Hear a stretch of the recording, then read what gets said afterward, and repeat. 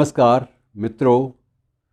आज़ादी के अमृत महोत्सव के सिलसिले में हमने एकल काव्य पाठ की जो परंपरा आरंभ की है उसको भरपूर उसका स्वागत हुआ है और उसको भरपूर प्रोत्साहन भी मिला है। और आज मैं जिस कवयित्री को आपके सन्मुख प्रस्तुत कर रहा हूँ एकल काव्य पाठ के लिए, वो हैं मीनाक्षी जिजीविषा। मीनाक्षी जिजीविषा बाकायदा सम्मानित लेखिका भी हैं और सम्मानित लेखिका के अलावा उनके 5 काव्य संग्रह हैं और जिनमें पलकों पर रखे स्वप्न फूल, दिल के मौसम, आवाज़ में उतरती दुनिया आदि विशेष चर्चा का विषय रहे हैं। इनका व्यंग संग्रह मैं आज़ाद हूँ और गज़ल संग्रह दरमियान भी चर्चा में रहा है और देश की सभी महत्वपूर्ण पत्रिकाओं जिनमें वागार्थ वगैरह शामिल हैं, वागार्थ है, कादम्बिनी है, पहल है, इन सब में इनकी रचनाएं देखने को मिलती रही हैं। और ऐसी प्रखर विदुषी और सृजनशील कवयित्री को आपके सन्मुख में उनकी कविताओं के साथ प्रस्तुत कर रहा हूँ। धन्यवाद।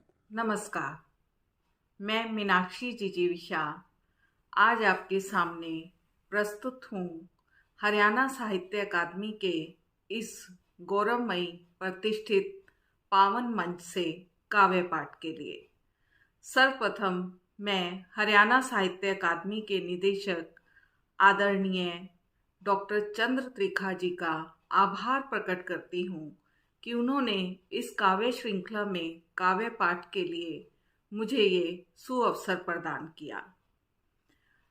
आज ये काव्य श्रृंखला अकादमी की ओर से आज़ादी के अमृत महोत्सव के उपलक्ष्य में आयोजित की जा रही है। यह अवसर है उन शहीदों को स्मरण करने का, नमन करने का, जिनकी कुर्बानियों से हमें आज़ादी मिली। उन्हीं शहीदों को नमन करते हुए मैं एक मुक्तक से अपने काव्य पाठ का आरंभ करती हूँ। देखिएगा। जहाँ से अजीज हमको ये मादरे वतन है, जहाँ से अजीज हमको ये मादरे वतन है, गुलजार अपने खून से हमने किया चमन है, गुलजार अपने खून से हमने किया चमन है, कुर्बानियों से जिनकी आज़ाद हम हुए हैं, कुर्बानियों से जिनकी आज़ाद हम हुए हैं, चरणों में उनके अपना वंदन है और नमन है, चरणों में उनके अपना वंदन है और नमन है। एक मुक्तक और इसी रंग का।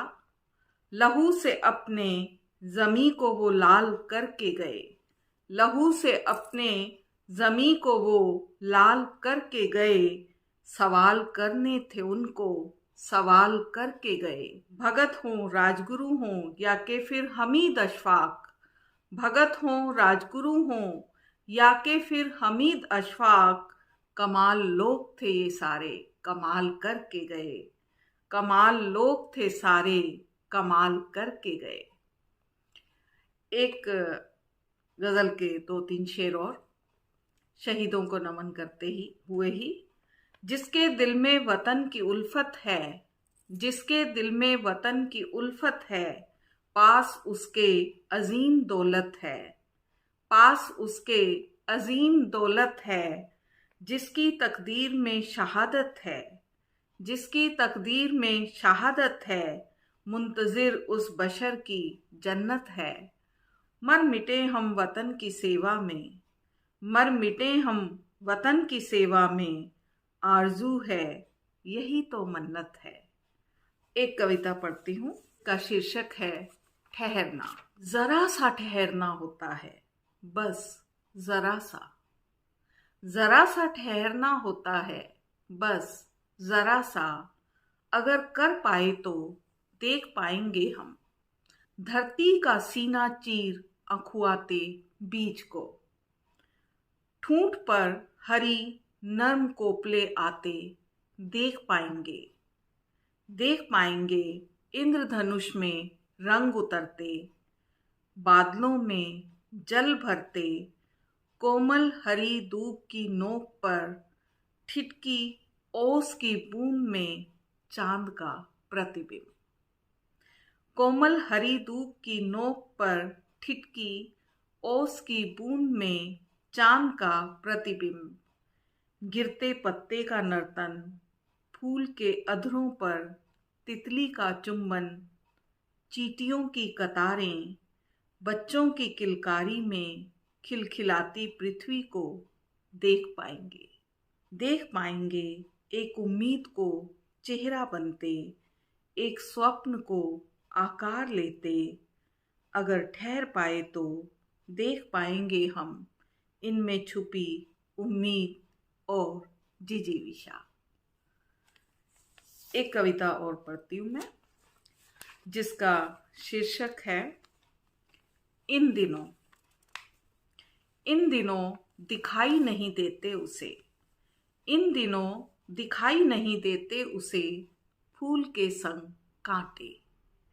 इन दिनों जून के महीने में भी महसूस नहीं होती उसे बदन पर धूप की चुभन। इन दिनों खींचती भी नहीं वह उस पत्थर पर जिससे राह चलते चलते ठोकर लगी है उसे अभी अभी।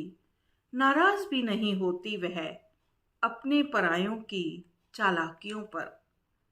इन दिनों शिकायत भी नहीं उसे, इन दिनों शिकायत भी नहीं उसे अभावों और दुखों की। इन दिनों परवाह भी नहीं करती वह वक्त के कड़े तेवरों का।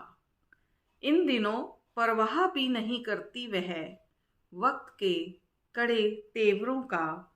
इन दिनों उमंग से भरी, पुलक से भरी उड़ती है हवा संग, महकती है फूल संग, लहराती है लहर संग।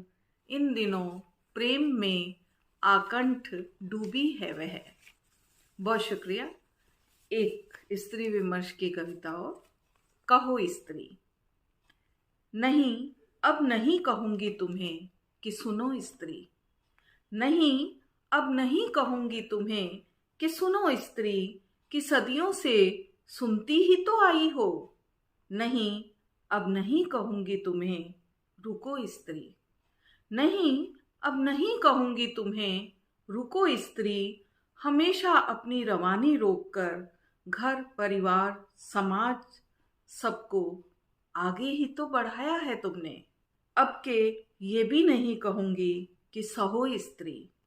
अब के ये भी नहीं कहूंगी कि सहो स्त्री।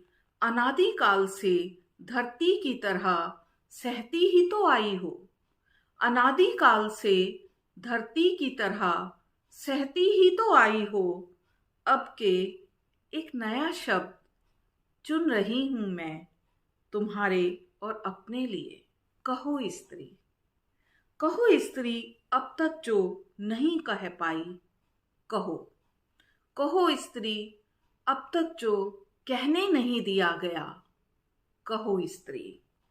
कहो कि अपने अस्तित्व, अपनी अस्मिता को बचाए रखने के लिए किए गए अपने संघर्ष को।